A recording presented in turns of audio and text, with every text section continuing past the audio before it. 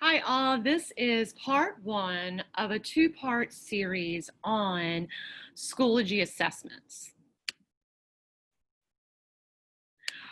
So if you attended the Coffee PD, this is what mostly the different things we would have went over on the first Coffee PD for Schoology assessments.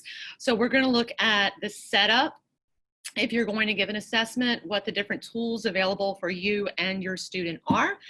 And then we're going to look at the basic question types, which include multiple choice, true and false, matching, ordering, and fill in the blank, of which there's 3 different formats. There will be a part 2 for Schoology Assessments PD, and in part 2, we'll look at the more advanced question types available, the way you can take some of those question types and not use them just as a question on an assessment, but turn them into an entire activity. And we'll do that some today too. And we'll also look at ways you can use assessments to meet the needs of your small groups or just different accommodations, as well as how to keep more of your activities housed right here inside of Schoology rather than sending students out to complete assignments and come back. And with that, we can also look at a way that you can now give PDF assignments, not requiring the download and upload to see them and give feedback. So let's jump in. So the blue puzzle piece. First thing we're going to do inside the course that we're building the assessment is we're going to go to Add Materials and choose Add Assessment. And just like with other types of features in Schoology, we have this menu window pop up where we can make some different decisions about how and when it's displayed. So we would give our assessment a title. We could choose to give it a due date. We do not have to. Of course, we should, because with a due date, it shows up in that right column and it shows up on the calendar. So the student knows they have this assessment, and it'll move to overdue if they don't complete it by the due date, which parents in Schoology will then also see. We can choose from here to enable or disable submissions.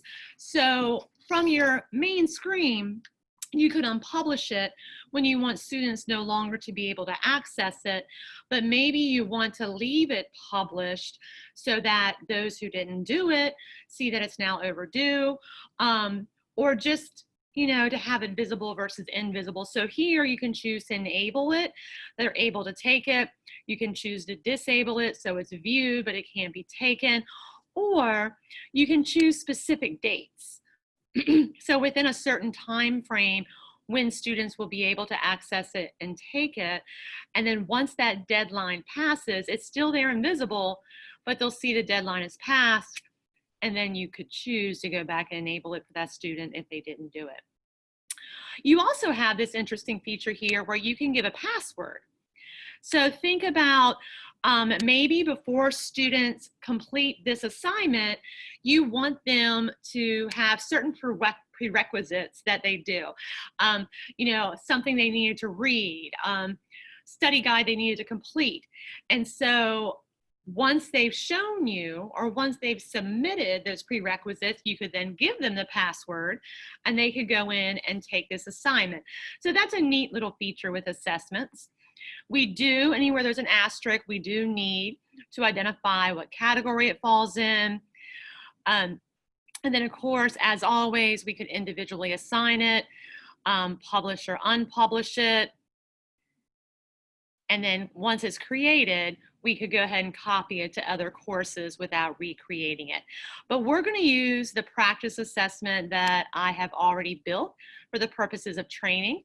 As you see, I've built lots of resources that we can reference and see what are some of the different things you can do with assessments. So let's go to this.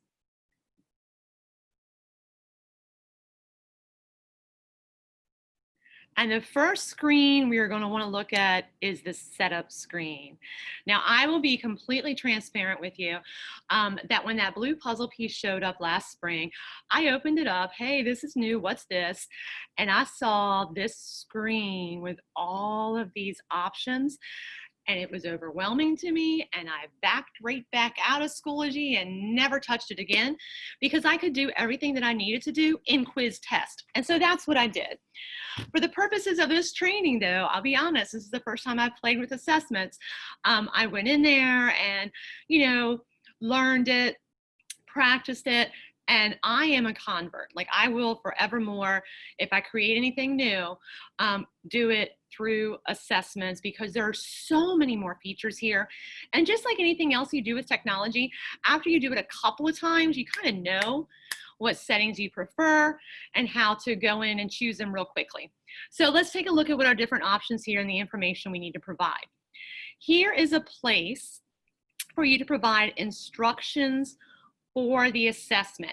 So this will be on the front page before the students begin. And so I've just included some basic instructions so we can see what that'll look like from the student point of view. We're going to see this rich text edit box throughout assessments. And so we're going to look at it closer when we go to do our first test question, because there's a few more options there than there are here. But just realize you can choose to bold or underline your font. You could insert a picture related to whatever this assessment's about. We're not in the assessment yet. This is that front page. From there, they'll click start. So we have a few settings to consider. Do we want to have a time limit? Yes or no. And your time limit is in increments of minutes, but you could do, more than an hour, however many minutes you put there. In the corner, it'll give the students a countdown of how much time they've used and the overall time allotted. So it's a good test taking skill depending on the grade level and content you're in. Do you want your questions to be randomly ordered? So now this refers to the overall assessment. So if you choose yes here, it's going to shuffle your questions in any given order. So you need to think about, do students need to progress through this assessment in a specific order for it to logically make sense? Or are you just pulling questions from a question bank and then you can choose to randomize it? One of the pieces we'll look at part 2 is if you have students with accommodations, if you have small groups or read alouds, we don't want to randomize these questions because the students are all doing the assessment at the same time. So you could choose here, yes, randomize it, and then we'll make a copy of this, not randomize it, and assign it to specific students. So we'll look at that at the second training if that's something that you think will fit the needs of your class. You also have the choice whether or not you want to show how many points each question is worth to your students. Personally, here's what I do. If I take the time to do the math, because math's not really easy for me, but it is easy in assessments to change how many points each question is worth. If I take the time to do that, I say yes. So if I have an essay question that's worth 20 points, 20% of the grade, I want students to see this is a huge part of your grade. Please do it. However, if I'm doing just a quick assessment and it's like some random number, 8 questions, 21 questions, Schoology will do that math for you. Schoology will say they got 6 out of 8 right, and this is the percentage of their grade. I don't want students seeing, though, 1 point, 1 point, 1 point, because I don't think they always think through that, right, that's 1 point, but it's 1 out of 10, so it's actually 10%.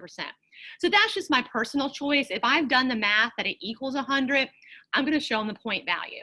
If I'm just doing a smaller, quick assessment and I'm not going to fool with the points of each question, I usually hide it just so they are not misdirected in thinking it's only worth 1 point. And also remember, if you don't specify the number of points that each question is, then you it's all equal, right? So a matching question that has 5 answers would be 1 point, just like a multiple choice question with one answer would be 1 point. So keep that in mind. Even if you choose not to go in and change your points, at least make sure that you have the number of points per question that fits the number of answers a student is giving. All right, so those are the overall assessment settings that you can go in and change according to how you want to set up that test. Next, these are kind of like the tools available to your student. And so we're going to look at the student point of view next. And you'll see that on the right-hand column, there's a bar that has different tools that your students can choose to utilize. And I think these are great. This is one of the selling points to me for assessments over quiz test, because number one, they encourage good test taking strategies. Number two, they mimic SOL tools. So it becomes a really good prep for those students who are going to take those standardized tests online later. So here are, and you have to decide which, some of them are already there, which we'll look at, but here are the ones you can choose to add to student tools available. So you want to allow them to flag questions for review. So this is one that we see on the SOL, that if they want to make sure they come back to a question later, they can flag it. And at the end, when they review, they'll see the questions with flags. They can go back and visit. You want to allow them to eliminate answer choices. So with that, they can like just put X's over the question or the answers they want to eliminate to narrow what the correct answer probably is. There are a few math tools here. So you can choose to give them a calculator, scientific or basic. You can choose to give them a ruler if that fits whatever, you know, the prompts being asked are. And there's a ruler that measures in inches and a ruler that measures in centimeters. And then there's also a protractor available should you be working with angles or something that would be useful. So for my math people, this is definitely worth getting in there and playing with. It might give you some more options of how to build assignments that your students can stay in Schoology and complete. You can also allow them to highlight the text. You know, this of course is so important in anything that includes reading passages and looking at finding the information, where the answer is, what the main idea is. And then we also have the ability to give them a notepad. This is also something very unique to assessments that I think is very cool. So think about in the traditional testing environment, why you might give your students scratch paper, or even, you know, what are the skills that you work them toward doing on an assessment such as an SOL with their scratch paper. You know, are there certain acronyms that you teach them? Is there a brain dump that you want them to pour out on paper before they begin an assessment? And this gives them a virtual notepad, just a little window they can open when they need to make their own notes to reference throughout the assessment. So those are the different tools available to your student, and we'll take a look at what they look like from the student point of view next. Lastly, we have the ability to decide whether or not the students can view their submission after submitting it. So no means once they hit submit, that's it. Now, if it was a purely objective test, it'll give them their grade. If there were any subjective questions, it'll say grade pending. You can also choose yes, which means they then see which questions they got wrong. Or you can use yes with correct answers, which is a really good way to go back and kind of remediate the skills that were missed. Now realize this is like super easy to go in at any point and change the setup, and it doesn't affect anyone who's already submitted. So for example, you might say no until the whole class has taken this assessment, and then you can go back and change it to yes with answers as you review. So it's real easy to pop back into an assessment at any given time and change whether or not they can view submissions. You also can dictate how many times are students allowed to take this assessment. And as soon as you say more than one time, it goes all the way up to 20, it'll ask you, which score do you want to record. So when you go and look at grading for this assignment, it's only going to give you one score, whether the student took the test once or 8 times. So which score do you want to see? Do you want to see the highest score of all the attempts they did? Or do you want to see the last score? So maybe you're going to allow them to do it twice. The first is a practice, the second is the real deal, and you only want to see the last test. So once you decide all those parameters, and they're always the same. So like I said, after a while, after a couple of them, you'll know which ones you prefer more. You're gonna make sure you save it.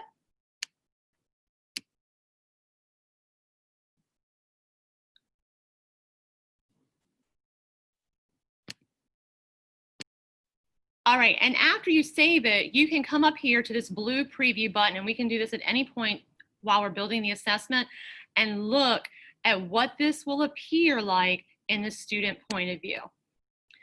So if I were a student and I had a member of this class and I clicked on this assessment, this is the front page. Now we call this practice assessment, but whatever your title is would be right here. Here is where those instructions appear. And then it tells the student you have made 0 of 2 attempts. You have 2 attempts remaining. And then we begin our assessment. So before we jump into all the different question types you have available to you, let's take a look at what those tools look like from the student point of view. All right, so over here on the right, we see it'll tell the students how many questions they have. See the clock ticking down, and I know I have a total hour to finish. And then here is that student toolbar. We can hit our caret here to expand and see what each of those icons are. So the first 2 are automatically there. So is full screen. So at any point, they could come back and review their questions.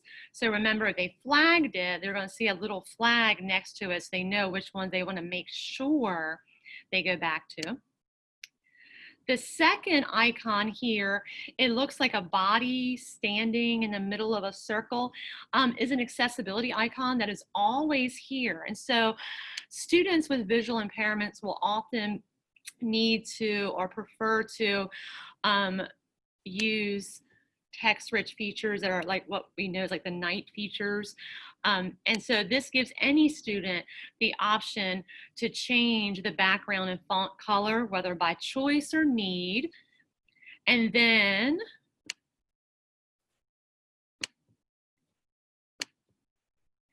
this is where they have the ability to flag a question.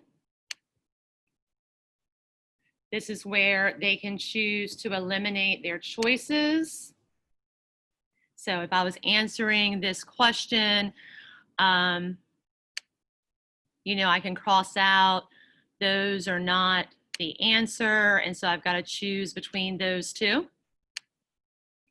This is that little notepad that I think is pretty neat. So at any point we can make it larger, you know, and we'll be able to scroll if we fill it up. But if I was reading a larger reading passage, I could take notes throughout it. Or if I came in with an acronym that I wanted to remind myself, you know, I could make notes real quick before the test in foreign languages. I used to do that in college. Just to remember certain verb conjugations. So, you know, I think this is a good test taking skill. And, you know, it's again, virtual scratch paper without you having to worry like what is actually on their desk or under that paper. Whereas we can watch their screen with Apple Classroom or, you know, I just think it's a neat tool. And then of course they can make their assessment full screen. So those are the different tools available. And so what we want to do next is we want to jump in actually building our assessment. So I'm going to close my preview screen and I'm going to move over now to the different types of questions available. And that's what all of this is. So again, at first, for me, overwhelming. I can make do with multiple choice, true and false, matching, short answer, we're good. But all that is available here and much more. Okay, so we'll see at the top here of a couple of extra options before we get to the different question types. So to add text would be to have a screen that doesn't ask a question, but maybe offers more instruction or breaks up your test into different sections. And we'll see, I built some of those into the practice assessment so you could see what those look like from a student point of view. But that is going to be, remember, they have one question per page. And this is a way to take one of those pages, not have a question there, but you might say the next section of this assessment deals with blah, blah, blah, or just something to give students that doesn't involve a test question. You also have the ability to import questions from a test bank that you have built. We will cover how to do that in the second training for assessments. So first we have multiple choice. So once we are going to add a question, we would just simply click on what type of question we want to add.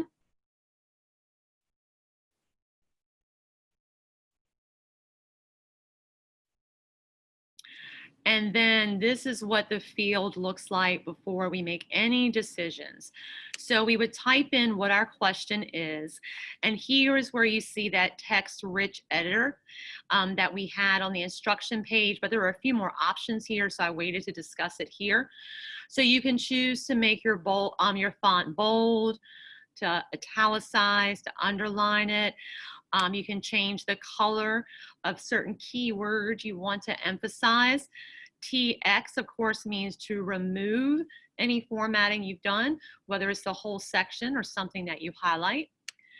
We can choose to make certain words larger. Now, my feeling is the default font is a little small. And you'll see that as we go through these practice questions. Now, of course, the students can easily widen their screen and make it larger. But I think primarily I'm probably going to increase the font size the next time I do an assessment. You can choose to enumerate or bullet, change your indentations, justify left, right, or center. We can add a link if you wanted to send them to go and look at information on the external source and then come back and answer a question.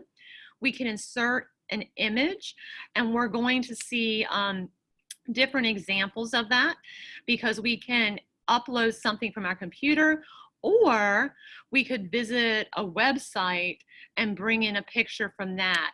So for example, let's see here. I'm terrible at coming up with examples for stuff. So let's say I need a map of Europe for this question. And so I'm just going to hop over Google real quick, find a map that fits my needs.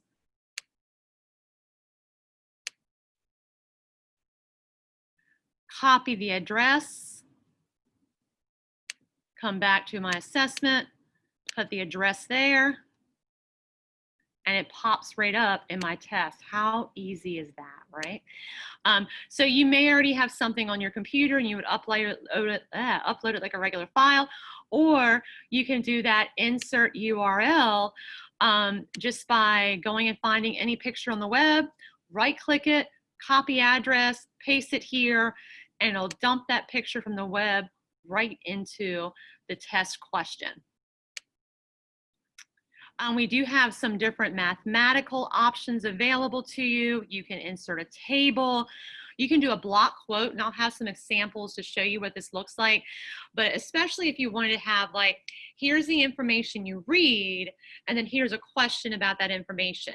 And so that's a way to maybe separate those two pieces of the prompt. Here is something I think my foreign language teachers are going to love because this is available to your students too. But here's a way to do all of those characters that are specific to other languages that make creating tests difficult, I think. But here we have them all now available to us. Just with a click, we can replace the English character with the character that's appropriate for the language that's being assessed. And then you do have the ability to insert media, whether you wanted to upload a video or record audio, which of course would also mean this is how we're doing read alouds, to record yourself asking a question. And then over here is where we have, remember we had these options available to us before for the whole assessment, but now we could just pull it out for the specific questions. I want to give them a ruler or a protractor as needed. All right, and then so we're going to see that same rich text editor anywhere we type on an assessment. So these are options with all of your responses, with your questions, and so just keep that in mind. And we're going to play around and see, like, rather than having a picture in your prompt, what if your answer choices were pictures? And so there's just lots of possibilities here of how to build not only questions on traditional assessments, but how can we turn this into a complete activity? So with multiple choice questions, the default is going to be 4 answers, A, B, C, D. We, of course, can add however many answers we want, or we can subtract and knock them down if we want less than 4. Coming down here, we do have some other decisions to make that are important, right?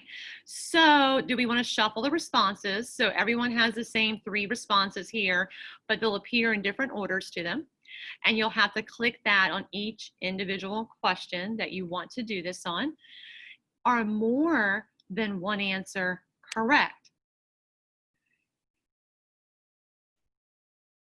So this would, let's say A and B were correct. So if your question was, which of the following, and the answer was more than one, to the office, please.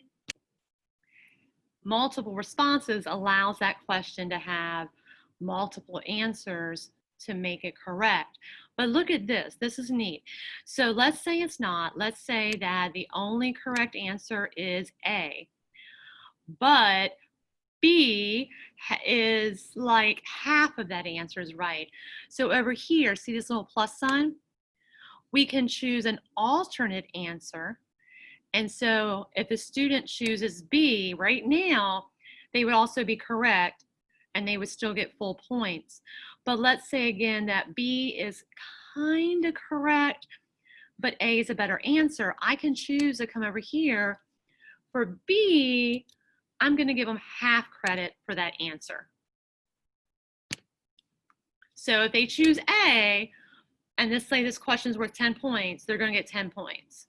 But if they choose B, I'm going to give them 5 points because it's half correct. It's just not the full answer. So that's kind of neat. So also over here, so let's come back and look at this. Let's say there were multiple answers, right? And if we said A and C are the answers, if we choose exact match, that means they have to answer both A and C to get their 10 points. If I choose partial match and they choose A or C, they'll still get 50% or 5 points. So lots of decisions to make here if you choose, because we can keep it simple. Here are your answers, here's a correct answer, and move on.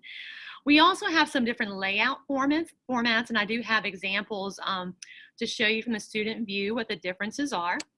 So we have the format, the default is standard. Block is the one that I prefer, and then radio buttons. You also can choose to have your answers in 1 column, or in this case, 3 columns, and it's really going to depend how long your answer is, how well that works. So if this was a fully developed question, we would hit save here, but it's not. So we're going to go, I'm going to exit this out and look at the examples I've already made for you. I will give you, here's a really hot tip. So I could click here where it says preview question, and I could look at how this would look from a student point of view. don't do it because I have had to rewrite so many questions because I did that. Because after you're previewing, like instinctually, don't you want to hit this little X? If you hit the little X, you lose everything you just worked on. So save it and then come up here at the top and do your preview here. If you're previewing it here, it's already saved. You can go back and edit it, and you don't have any chance of losing all the hard work you did. So one of these sample activities I'll show you is like a fully developed activity based on one question, but it took like 20 minutes to make, and I previewed it there, the previous preview, and then exited it and lost everything and had to start over. So it makes me think of back in the flash drive days, right? Save, save, save before you lose your work. So with an assessment, save, and then go and look at the blue preview button here because you have no chance of losing your work then. Okay, so let's take a look. It's multiple choice, right? So, I mean, this is definitely, you know, we all know how to create multiple choice questions. So let's take a look at what some of the different options employed look like in an assessment. So we're gonna go to our student preview, begin our test.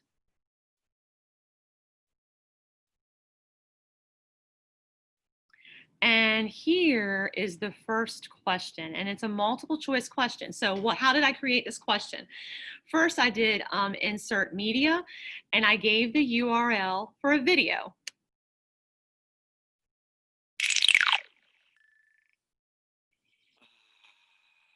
Beautiful day. I'd call it perfect, but it's missing something, don't you think? Ah, there it is. This morning just wasn't complete until your first cup of coffee, right? Yeah, there's nothing quite like a steaming cup full of an addictive drug in the morning. I'm Roger. Okay, I won't play too much of that, but it's a great example of parody. All right, but it's easy to insert that video. All I did was I went onto YouTube, what are examples of parody, found this one. Of course, it was about coffee, so I had to choose it. And then just insert the URL. Video popped up, embedded itself right in the question. And then here you can see, you know, changing the color. See what I mean? The default print is a little small. But changing the color of the keyword for this question. This is an example of what the block quote looks like. It does come out in a little bit lighter font. So again, I think it's a little more difficult to read, but the students are on the iPad, which is a little bit different than being on the laptop and allows them to see things a little bit larger. And then, so there's my question and there are my answer choices. So there's one option of what a multiple choice question can look like. So let's check out this one, right? Question number 2. Which of the following notorious historical figures and cultural icons was not known to friends and family members as a coffee fiend? So why does this question look so different than what we imagine a multiple choice question looking like? And so the answer is, matter of fact, let's do this. Let's go over to the teacher point of view and see how this was created.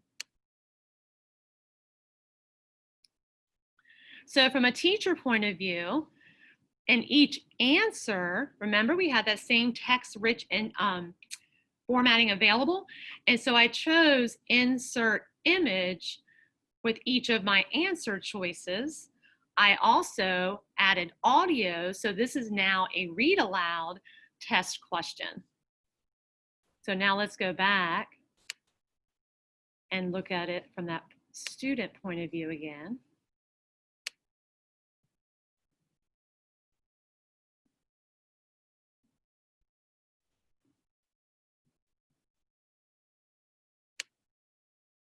And so I think this makes a really robust question, right?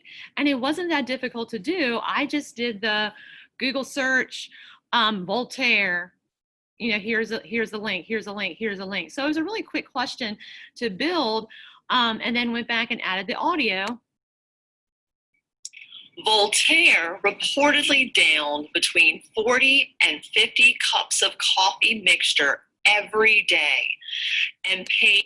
Okay, and so students now have the option to hear a read aloud anywhere there is a bar. So they could listen to their prompt, or they could listen to each and every answer choice. And so let's see here. Voltaire, Beethoven, Teddy Roosevelt, Ben Franklin were all coffee fiends. And so the correct answer would be George Washington. It is not true that it was not a cherry tree, but an actual coffee bean tree that he hacked away. So hopefully students would figure that out. All right, so let's move through this assessment and look at the other options available to us and then hop on over to true and false. So this is, remember where I said you could insert text. This is an example of what it would look like. So remember, practice assessment is just the name of this overall assessment. But I gave a little bit of direction here. The next two responses show how multiple choice questions look in the standard format. So this is what it will look like to your students when you insert those pages without questions. So, and you might want to do that to break up sections of your assessment. So remember, we had three different choices of how the question format could appear. So here is standard format. We want to do a lot of stuff. We're not in great shape. We don't get a good night's sleep. We're a little depressed. Coffee solves all these problems in one delightful little cup. So who said that? So this is standard format, how it appears to your students in one column. Same question, standard format in 5 columns. Okay, the next two responses are in block format. So same question in block format. This is I like this one. This, I don't know, just the visual of this one is a stronger visual to me of picking the answer. Okay, same question, block format in 5 columns because I have 5 answers. I like this too. And then the third option was called radio buttons. This is how those look if you choose it. And they're always centered like this. So same question for all 6 of these. And then when I chose 5 columns, it didn't change. So remember, it was really simple. So do this, do exactly what we're doing now. You can create your question and go back, make sure you save it, and change the format to figure out which one you like. I really prefer the block formatting. To me, it just kind of breaks the answers up, especially if they're going to use the tool to cross out wrong answers, that it kind of visually disconnects them to me. But that's a personal choice, and it's super easy to go in at any point and change. Because let's say these are set up in standard format, but you know, I really prefer the way the block format looks. So I can just go back to that question at any point and change it to block format. And yes, the correct answer was Jerry Seinfeld is the author of that quote. So multiple choice questions, you know, are most standard formatted questions, but you do have a few more options in creating assessments. So we could insert images, we can insert audio, even if it's just to read the question and answers aloud. We can insert video. You can have multiple responses as a correct answer and then decide whether it needs to be an exact match or if they get credit for a partial match. You can have that alternative answer to receive equal or half credit. And then you have those different layout options available. So before we move on, just a couple of other things I want to note here. And I did this with my first question because it looked like a meaningful tool, but I didn't realize it was a tool for teachers. So with each answer, you have the ability to add what's called distractor rationale. So for the wrong answer, why might students choose it? Now, I thought this was going to be feedback given to the student. If I chose yes with correct answers, they would see this, your answer is wrong and this is why. It is not. That's a great idea though. These are notes for you, the teacher. So maybe, you know, we put questions sometimes that have that one choice that we know that's the one students might pick if they pick the wrong one. So here's where you can give yourself notes of why that's the wrong answer or why students might choose it, and they're only visible to you. The other option you have is at the bottom of each question, there's this place called author notes. And again, that's purely for you. So for me, you know, I just put the website that I got this information from in case I wanted to go back and visit it during review or go back to it for more information. You also can choose to add learning objectives if you're doing any type of standard-based assessment, and you can specify Virginia and pull up any Virginia SOL if you wanted to designate which SOL is being met with each individual question. Those are all options. They can be left completely blank, but if they serve the purposes of what assessment you're building, for you as a teacher, those are extra tools available to you. So I don't want to save any changes I made, so I'm going to cross that out and come back to my assessment. And next, we're going to look at true or false.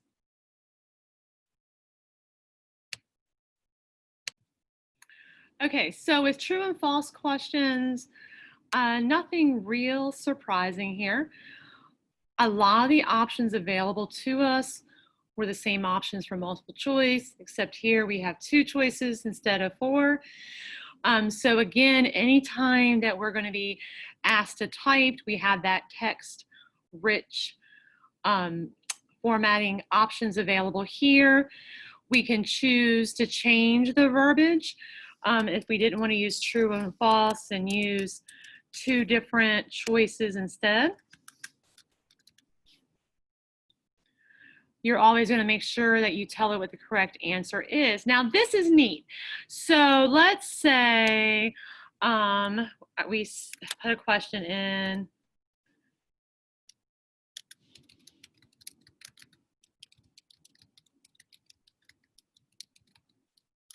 I told you I'm terrible with coming up with fake questions.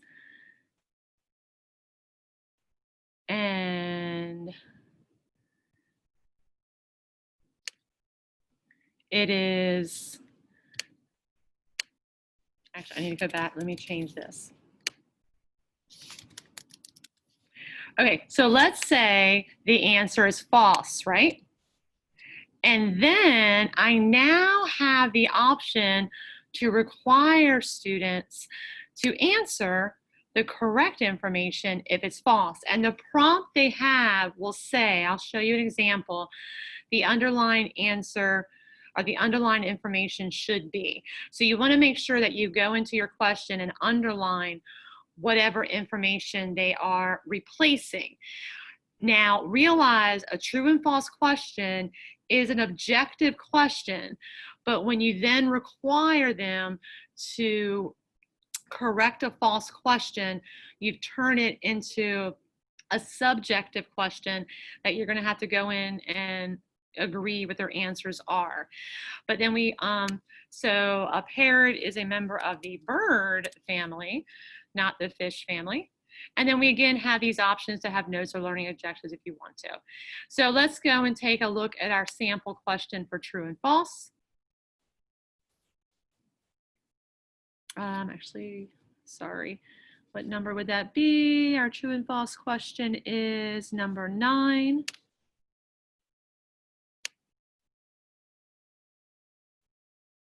And you can click on preview or the individual question, but I still think this gives you the best overall view from the student point of view. So we actually are a little off on our numbers because of those extra screens. So here's my true or false question. So I inserted an image and then I typed the question out. Howard Schultz, founder of Starbucks, was rejected by 242 banks before being granted the loan to start his chain of commercial coffee shops. Banks doubted his business plan because banks believed American customers preferred soda instead of coffee when they dined out. So if I said true, I would be done and I'd move on to the next question. If I said false, which this is false, I would then, and see, this is a prompt that's already there, correct the indicated, whether it's underlined or bold phrase. And so the correct information would be that bank said no one will ever pay $5 for a cup of coffee. Little did they know, but he was rejected by 242 banks. You are going to be filled with useless coffee trivia from this. But so that is a way to take a true and false question and kind of up the ampage, right? And make it a little more of an authentic assessment, because as it is, they have a 50-50 guess. But if they're going to say it's false, we then have that added step, and it's up to you. You can choose it or unchoose it, but you can require them then to indicate, why is it false? What is the correct information? And you want to make sure you underline. And it also takes their eye to, this is really what you're indicating is true or false. So if you ever had like a true or false question where students choose false, but they chose it for the wrong reason, like they'll look at a question that part of it's true and part of it's false, and they're on the fence. Whereas a question like this, when you're underlining this piece of information, true or false. So the student's not going to look like this and be like, oh, I don't remember if it was 242 banks. They see that the actual assessment piece is, what is the reason 242 banks rejected them? And if I don't agree, I'm going to choose false and explain why. So true and false, really easy questions to set up, but you still have the options of all the image rich and video and audio and read aloud, and all those options we had with multiple choice we can do here also. And then the bonus feature with true and false is that false rationale if you choose to include it. So let's move on. Next, we're going to look at matching questions. Okay, we're going to spend a little bit more time with matching, because I do feel this is one feature of assessments that we can use in the traditional sense. So here's a question and a larger assessment that you match your answers, and there's some different options there. But I also think just the formatting of how matching questions are created will allow you to make some larger assignments that are far more interactive and in themselves an authentic activity for your students. So to create a matching question, let's take a look at the different options that you are given. This area is going to look very familiar to what we already saw and with what future question prompts will be. Here we will type our question, and we have all of these options still available to us to change the font, change the color, insert a picture, insert media, read aloud. And then our default is 4 prompts, 4 answers. So now we can choose to have the same answer multiple times, and we're going to look at lots of samples of these questions, so I'm not going to spend a lot of time here with the building of them. But just notice that default is 4 and 4, but we can always add more here, and we can detract here. So how am I going to have 6 prompts and only 2 answers? Because I can choose to duplicate responses. So maybe whatever, like, the answer here is New World versus Old World, and I'm going to have that answer for each one of these. And again, we're going to look at some of these practically applied, which will make it more tangible for you. Do make sure, this is super important. If you do a matching activity, you want to choose partial match, because let's say this had 6 different items that you were matching and you got 5 right, but you got 1 wrong. If you have exact match, that student just got 0 credit for the 5 they got correct. So if you choose partial match, they now get 5/6 of that credit. So keep that in mind. You do have this penalty score option. I'm not a huge fan of this. I think it's kind of complicated for the students. The only place I could see you doing it is that maybe you want to, like if this was a matching activity and that was the whole activity, and you wanted to at least give them a 50 for turning it in, that rather than having points correct, you would say for each one wrong, you got 10 off. So even if they got everything wrong, they got a 50. I don't know. To me, that's getting into some uncertain and complicated math on the student's part, but it's an option to you if it should fit the parameters of whatever the activity you're creating is. So let's go and look at the questions that are built for this so we can actually play with the question and how it's created and what you need to do. So, and if you look at this, if you see what I've been doing, it'll tell you on your question page, because remember we did setup and now we're over here in questions. It'll tell you what type of question each one is in that gray bubble there. So we're looking for matching. And here is my matching question. And we're going to leave this assessment and look at some larger activities with matching in a minute. So here's a block quote. A simple cup of coffee with sugar is the norm in the United States, although coffee is served in more ways than you can imagine all over the world. And so my prompts are 4 different types of coffee. And my options are 4 different countries around the world. And so once I type those in, it also copies it down here to create my key. Here's the problem though. See, the key says that Finland is where they drink coffee with cheese curds. That was so disturbing to me. And Mexico is a cafe de olla. And then we have Portugal and Saudi Arabia. So those are the correct answers, right? It's also the order they're in up here. So do note, remember how we shuffled options in multiple choice?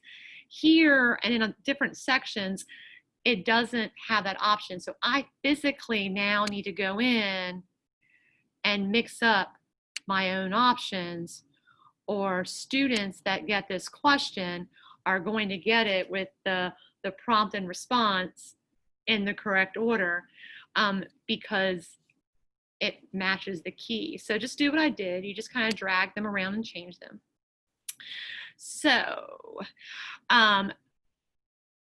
we're going to do that in a second. So right now they've got 4 matching, and if they got one of them wrong, they would get 0 points for this question. If I want them to get some points for the ones they get correct, I'm going to choose partial match. So if they got 3 out of 4, 2 out of 4, they would get the points for that instead. So I'm going to save that progress, and we're going to go look at this question. But first, take note of this. So I didn't specify points for this test, and I hid them for my students because I didn't want them to think they were worth 1 point. But it's got like 28 questions on it, so it's going to be some really random math I don't want to do. But here, they actually have 4 questions they're going to answer. So this is how easy it is to change points around your test, that I want to make sure while these other multiple choice and true and false are 1 point, this one has 4 questions, so I want it to be 4 points. So it's going to change the math that Schoology will use, because see, now we have 25 questions, but a total of 28 points because those extra 3 points we just gave it for matching. So let's hop through and find that matching question and what that looks like from the student point of view.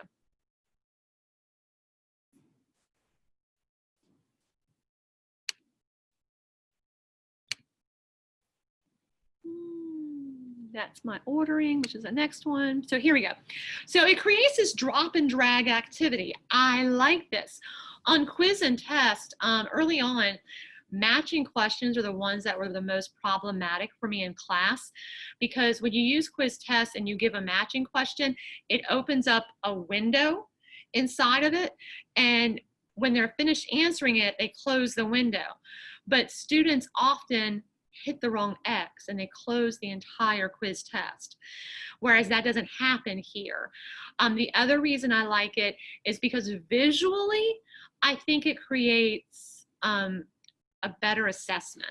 So, you know, again, the cheese curd folks are Finland. That looks Spanish to me.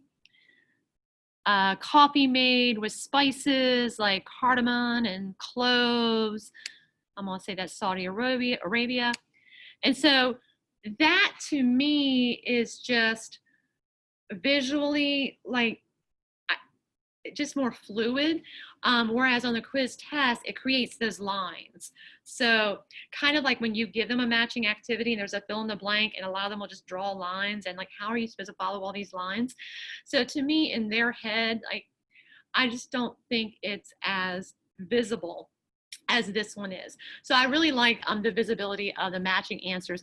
But it also, look at this, by nature, creates a drag and drop activity. So let's leave this practice assessment and look at a couple of different assignments I created that are a full assignment in themselves, but in reality, just a matching question on assessments. Okay, so the same question we just had that matches the different countries to what their famous type of coffee is. I turned that into two different activities that are solely based on that. So let's take a look at what I mean, what that would look like to you creating it and your student taking it. So here's an example of an extended matching activity. So if I look at this, from my teacher point of view, it's like one question, but it is, well, let's look at it from the editing point of view. It is one question, but it is a big question. So I added a picture, I made a title that's a little bit larger and changed the font, made everything in coffee brown. And then we have all of these prompts and all of these options. And I added a few extra prompts that are not an option to make it even harder. And then of course, we're gonna give them partial credit because it's only this one question. So why on earth would I give an assessment that's only one question? So let's look at it from the student point of view. So the title of my assessment, Coffees from Around the World. And what I now have, rather than a test question, is this actual activity that is a full activity in itself.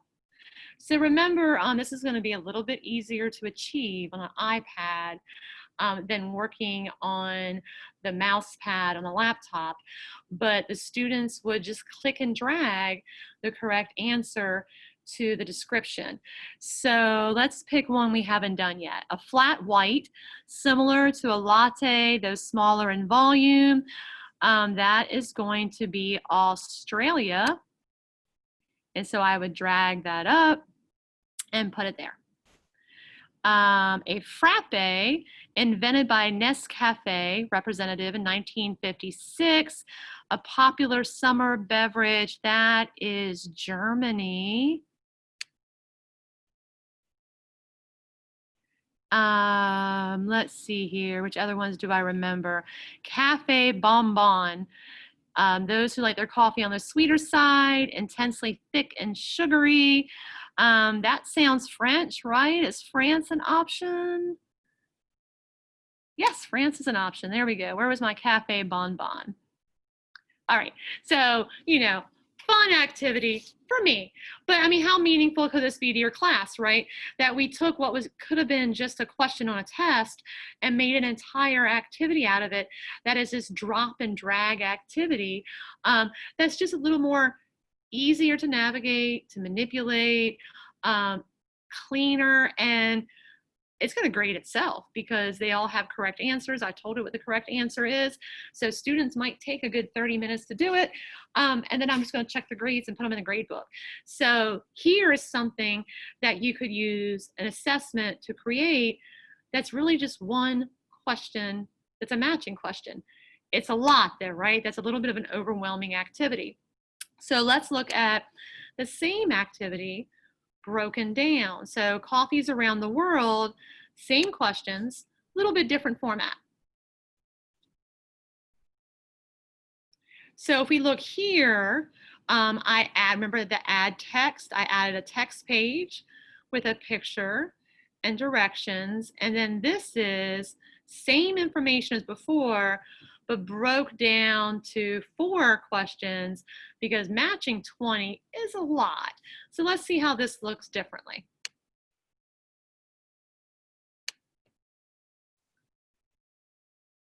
So here's my front page, that page without any questions. I insert a picture, you know, my opening comment, made it large, italicized, bold. And then question number 1, insert a picture. And now it's a little more achievable, right? That now I can go through and see the prompts and answers without the scrolling up and down, and then move through each one. I don't remember some of these now. It's been a while since I did it. Okay, so we knew that one was Mexican, and small, strong cups of coffee, pre-sweetened and brewed with the sugar. Woo, hoo, hoo, hoo, hoo. All right, pure guess on that one. But this is a little bit kinder of an assessment. Now, of course, I could always come down here and add more distractors. So you were choosing 4 out of maybe 6 choices if I did want to kind of amp up the rigor of it. So here's another way that, you know, this is an assessment. It's all matching. It's a pretty assessment, you know, pretty cups of coffee. But I think this is something that in most contents we can make relative, and it is visually appealing. It is self-gradable. It's a very authentic assessment. And I just created 4 questions to do it. But to the student, it looks like a really rich activity that they may have went to somewhere else to complete in a different program, that you can build right here in Schoology yourself, have them stay in Schoology, make it specific to the content you're teaching, and pretty quick and easy to develop. One more example for matching.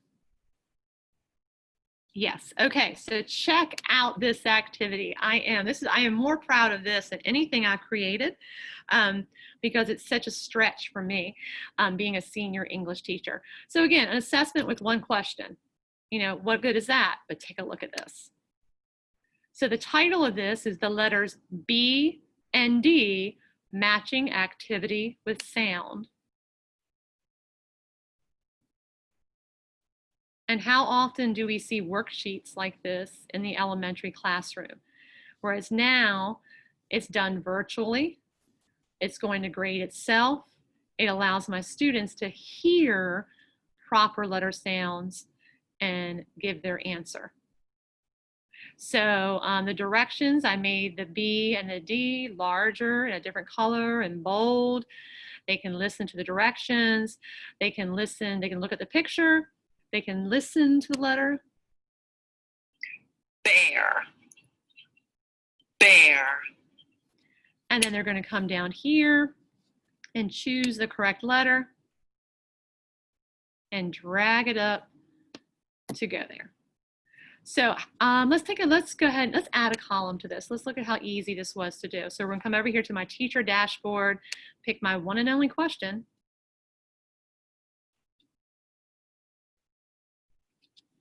And let's come down and let's say I want to add 1 more. So we're going to come in here and I'm going to insert a picture. Let's see, how about a door?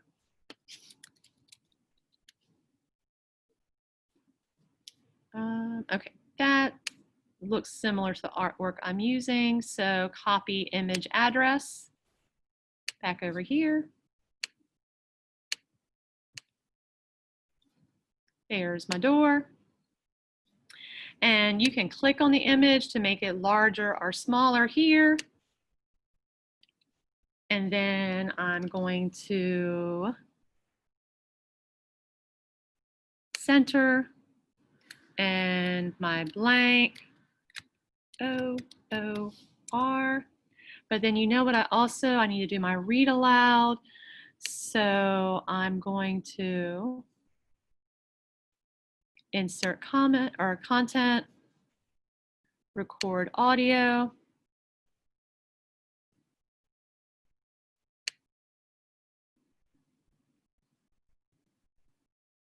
Door, door.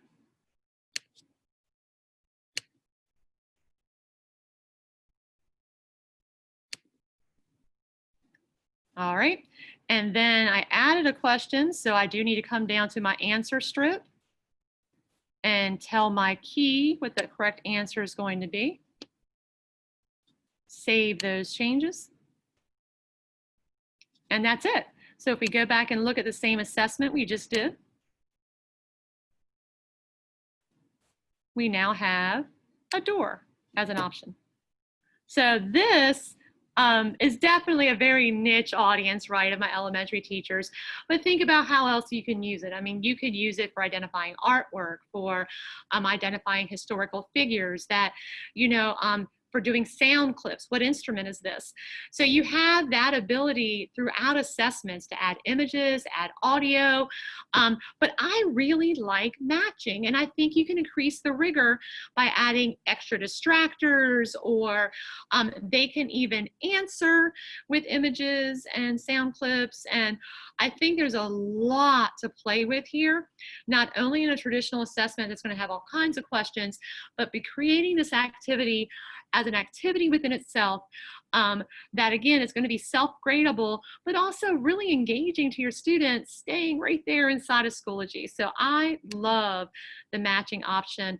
And as you start working with assessments, if you're not already, that's where I would really look at taking some of the activities that you might be doing elsewhere, even some of those sheets that are like, how long would it take me to recreate this PDF? And how can I do it in assessments? And I think matching is a lot more applicable than you may think. And there's lots of ways to increase the rigor of an activity using it. So let's come back to our practice assessment after that brief divergence to look at some of these examples, and we're going to come back and look at more. But after matching, the next type of questions we're going to look at are ordering.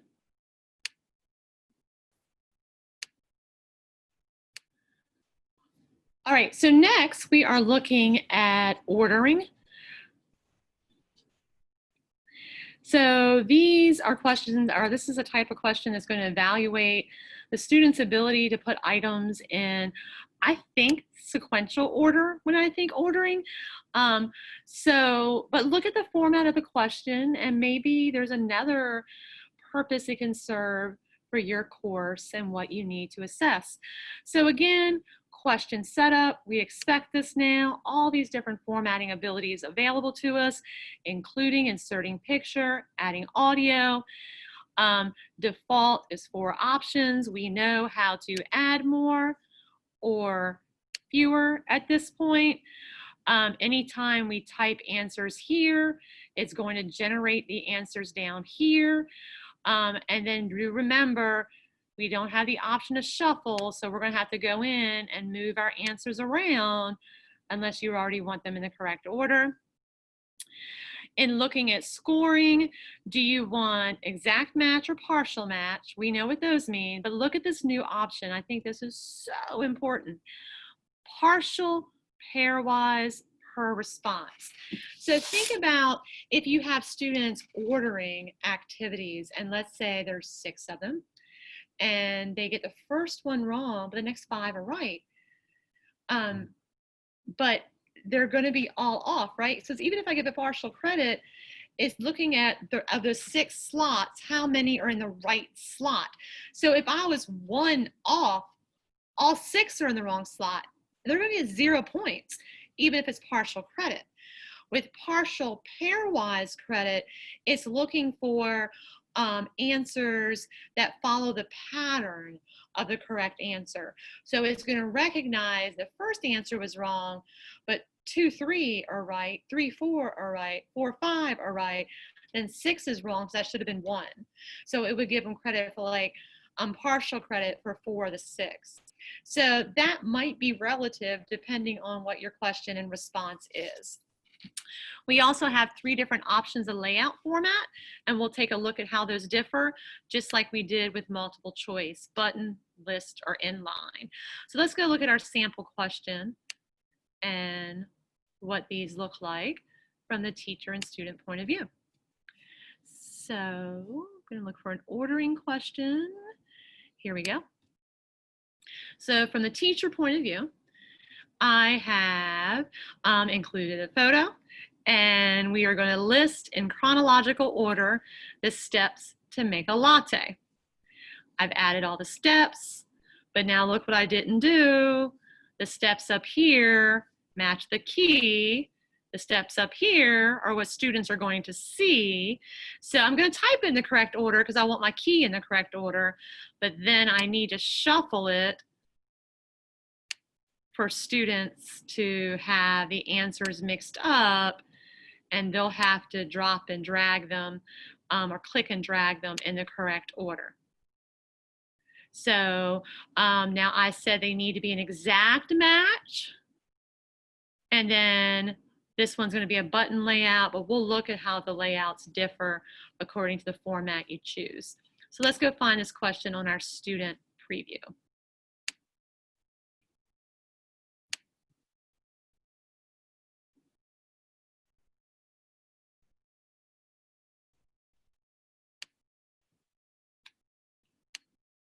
Okay, here it is. So from a student point of view, list in chronological order the steps to make a latte. You know, in retrospect and looking at this, I think that maybe I would give some further direction that says like click and drag these steps in the correct order, at least the first time or two, or maybe you'll verbally tell them that. But this is what the question looks like. And so the students are going to just first step, second step, third step. Oh, wait a minute, grind the coffee would be first. Measure the coffee. I guess we'll do that after we grind it. Prepare the milk will come before pour the milk, right? So, okay, so, and that's what they would do until they were happy with their answer, and then they would click next. So visually, what are the different formats? So this is button format, which is the default. Same question, same choices. This is list format. I don't like this one as much. I like visibly seeing those boxes we're going to drag, but this one isn't terrible. The third format, inline format, doesn't work for me. Maybe it would with there were fewer options, but this just looks like a big confusing mess to me. So I did create 3 different questions to show you the 3 different formats. But remember, you can just take that same question. Let me look at it in button format, preview, let me go look at it in this format, and then decide right there. So I like the default for this. To me, you know, you clearly see the boxes that you're going to click on and drag and answer. So that is what an ordering question looks like. And let's take a look at an activity that takes this same question. So look at what we're doing, the order in which to create a latte. And let's look how to take this one test question and turn it into an entire activity in itself.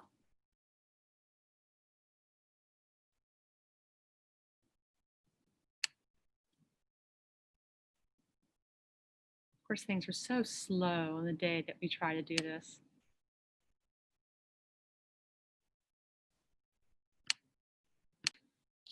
Okay, so here is what an activity would look like if we moved out of a full assessment with all kinds of different questions and used just ordering to create an activity. So maybe like looking at historical events or looking at the different processes in a scientific evolution or the events of a story.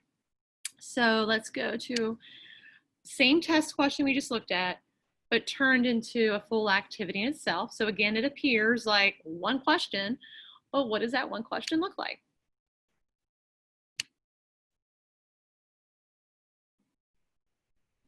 So here, look what we did. In our question stem, we use a different color. We used the coffee brown and, made it a little bit larger, but we embedded a video. So I went to YouTube, show me a video about how coffee is made. So the student from here will watch this video. And it's a quick video, it's only 58 seconds.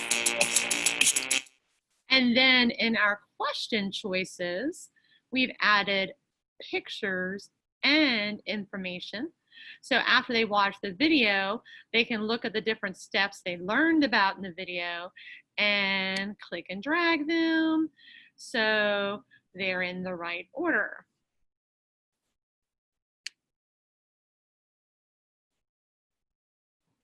So I think this is a fun activity. It's very image rich, it's engaging, and it increases a little bit of the rigor because they had to watch a video on a topic and then show the knowledge they learned from that video by putting the steps in order. So let's look at this from a teacher point of view. So again, it's just one question, but it turned into a whole activity in itself. And so what we did here is we just inserted video.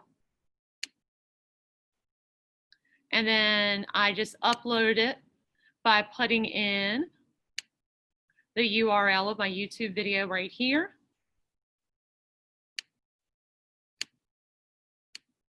And then there it is there available. We saw from the student point of view, you actually get a thumbnail and hit play.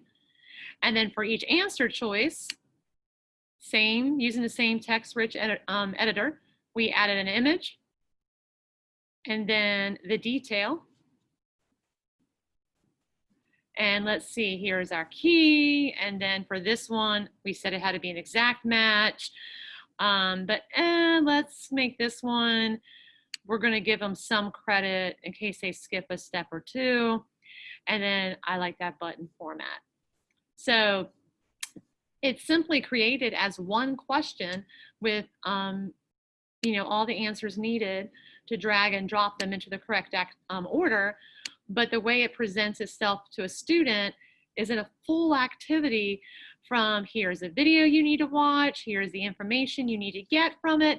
As they're watching it, they could even pause it to say, okay, that was the first step, go back and watch it, that was the second step. So if you think about, what are meaningful ways that you can verify your students are watching the videos that you give them in class? And here is an example of how you can do it. And remember, we had that with test question number 1 also, that you can embed those videos in any type of Schoology questions. So we could even embed the video in the opening activity, and then they move past it and answer more questions about it. So there's lots of ways to really use these extra features available with assessment to engage students, to give them more avenues to knowledge and ways to authentically display their mastery of that knowledge. So we definitely need to change our mindset beyond here's a new way to test our kids to how can we use this tool to effectively achieve all kinds of goals in our classroom. All right, so lastly, in this beginning video, we're gonna look at fill in the blank questions, because again, that sounds like a pretty basic type of assessment question, right? But we have lots of different options here and ways that we can turn these into larger activities also. Okay, so if we look here, over here at our question types, we're going to see that we actually have 3 different types of fill in the blanks available to us. And we're going to look at each of them and what the differences are and why you might want to use one over the other. So we have a fill in the blank text. This is probably what you're expecting, the more traditional fill in the blank format. We also have the ability to take that same blank and make it rather than choosing A, B, and C, a drop down of our choices there. And then here, like matching, is another way we can create a drag and drop activity. So let's take a look at each of these. Okay, so we're going to go straight to the practice questions we already have in here, because like with other activities, you see I have the same question 3 times in a 3 different format, so we can see how they're different and why you might want to choose one over the other. Because now we know what the setup, what we're expecting. So we have the prompt space with the same, all the same text-rich options available. We can add a picture, we can do a read aloud here, we can change the font, change the color. So this is blank text. So it enables students the ability to write their own responses in empty text fields in a question. So anytime that you want to have a blank, you're going to just use the underscore, like how if you were like trying to create your own blank, and it pops up just like that. There's also a button to do it, but to me it's just easier to do that underscore. Now you are not trying to physically recreate the blank, so do not do underscore underscore underscore, because I want a full blank, I don't want a little blank, because you just made 3 answer choices there. So as you're writing your question, and take a look here at this example, so you can actually have multiple responses to the same question. And so this one has 3 responses, and it's going to appear as a blank that the students need to type an answer to. So there's no hints here, there's no question bank, there's no word banks. And we are missing an answer on my key. There we go. Okay, so you're going to come down to your key and you're going to put in the correct answers. Because this had more than one answer, I am choosing to give them partial match if they get 1 of the 3 or 2 of the 3 correct. And so there's that type of question. That's fill in the blank text. Now that means it will auto-grade it. But you want to definitely make notes to your student that spelling matters. And if the answer is a number, do you want them to use a numerical answer, or do you want them to spell out the number? You can choose, let me go back to that a second. If you wish, do you want to make it case sensitive, that they have to use correct answers, correct capital letters in order, right here, in order to get credit? So if you were using, places or people, you might want to do that to encourage proper capitalization. And then you also can do hints, maybe, with how long you make your lines. So, this will determine how many characters they can answer. So, let's say the answer only had 8 letters. So are you going to allow 10, or are you going to allow 20 so they don't realize that's a shorter answer? There's a way there to play a little bit with the rigor if you choose to. And then you also here, so let's say that my answer was a proper noun, King Charles III. And I still have, like before, that option to give an alternative answer. So like in this example, because I was working with numbers and I told them to spell out their numbers, but you know how that goes. So as an alternative answer, I went ahead and put it in numerically, still giving them full credit.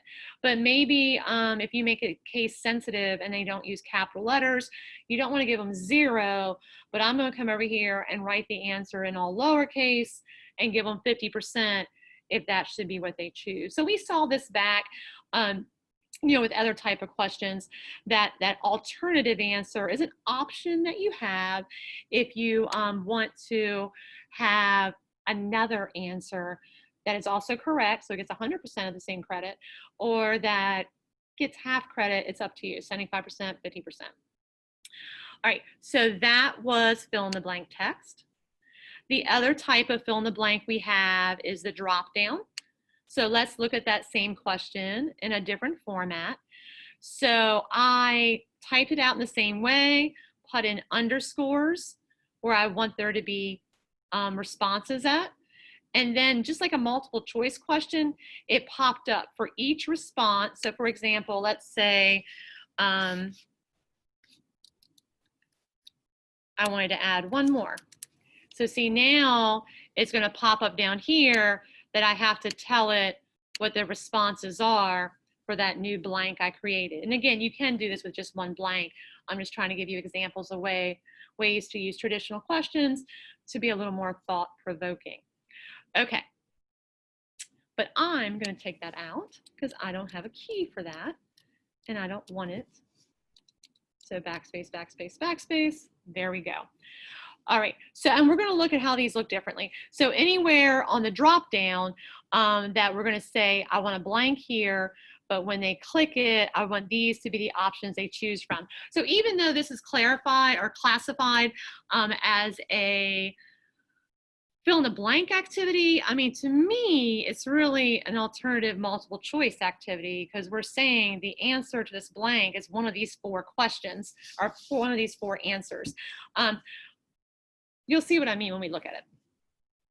All right, the third type of multiple choice question is the drag and drop. And so again, the question looks the same.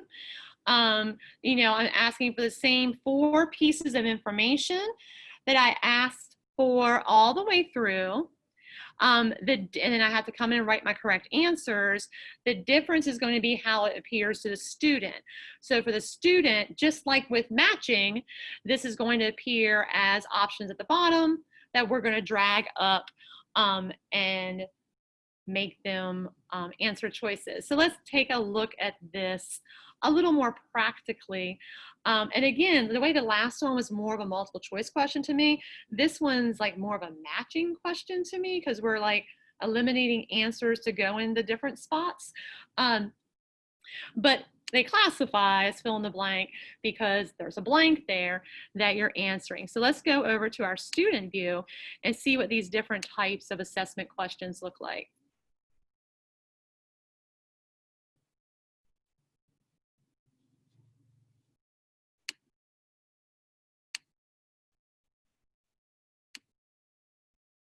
All right, so there is the draft. Okay, so here's the first, same question. We're going to see it 3 different ways. So this is the fill in the blank text.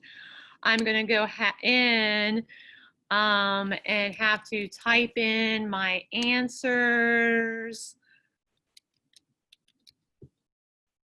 And remember, this will auto grade, but auto grade means it's got to match exactly what the student put in there.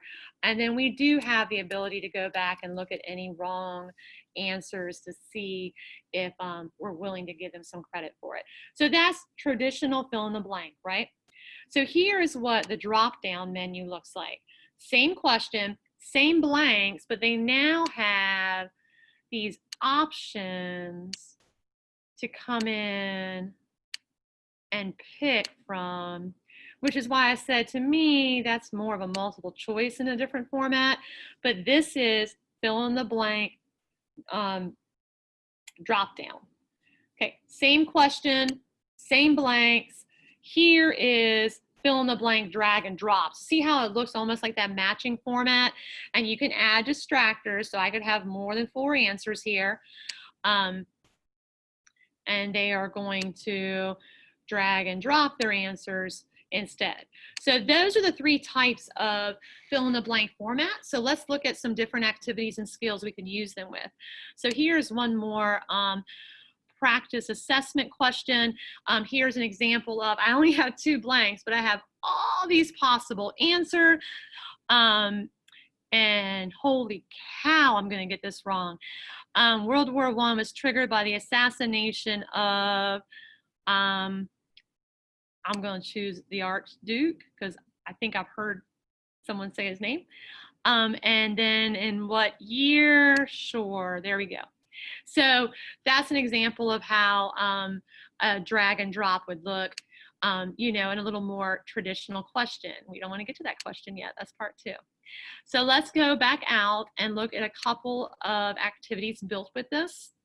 And then we're going to close up part 1 of training. And I hope you guys come back for part 2 because this was fun. And I found some things here that, you know, I've started incorporating in my class, but part 2 has some wow factor to it.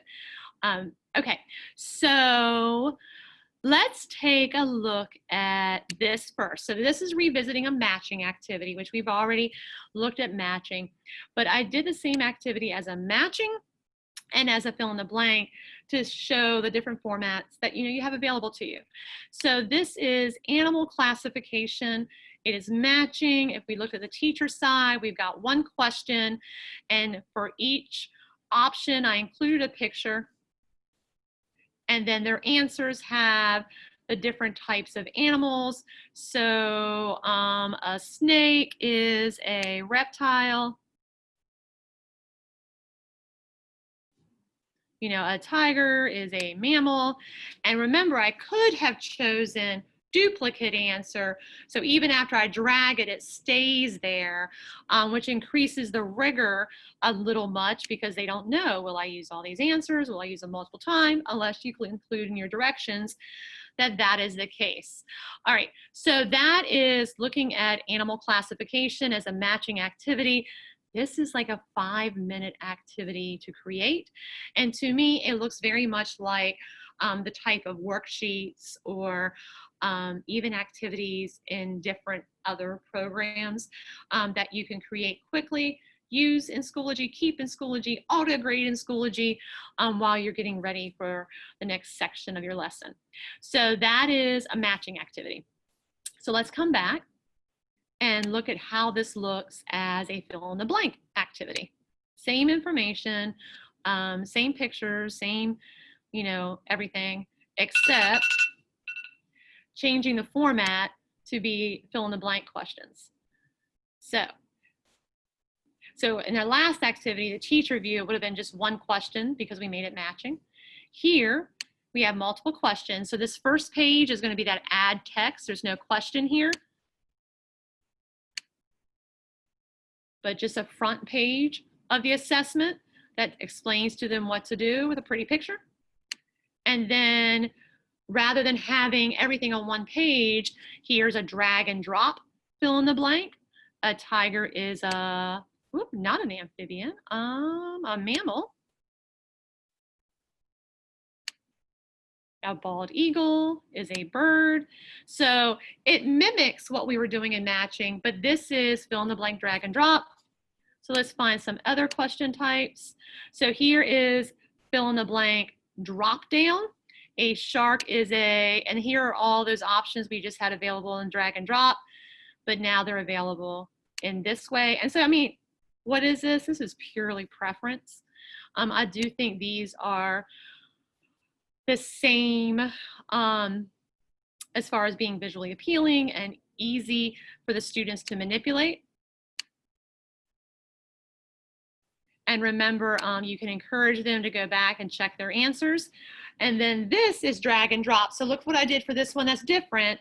So for this one, for the answer choices, rather than listing the different classifications of animals, we had a picture of each. So which of the following animals is classified as a mammal? Now it is going to distort the picture a little bit when we drag it, but you know, a different visual way of doing it. So, you know, with the assessment, this assessment has all 3 types of fill in the blank activities. And so to me, varying that up is a tool to increase student engagement. So that is how we could take the skill I need to teach for today and do it as a matching activity or do it as a fill in the blank activity and change things up. And of course, we could do a combination of both within the same activity. So as you begin working with assessments or continue working with assessments, you know, that's what I really think the takeaway needs to be, that this isn't simply, here are all the different kinds of questions you can have on a test, because we think assessment and we think test. But I mean, it is so simple to crank out a quick formative assessment activity for the kids that is engaging and again housed right here inside of Schoology, so that it grades it for itself. You can make it available back to them. Remember that simple click. So let's go do that. So for example, let's say the students have all turned in their matching activity. Oops, not that screen, this screen. And I'm gonna go back to my setup. And now that they're done, yes, everyone can see the answers they got wrong and what the correct answer is. Bam. And so those parents on Schoology can also now go in and see why they got the grade they did, what questions they got wrong, and what the answer should have been. And it was that simple. Save it, bam, my settings changed.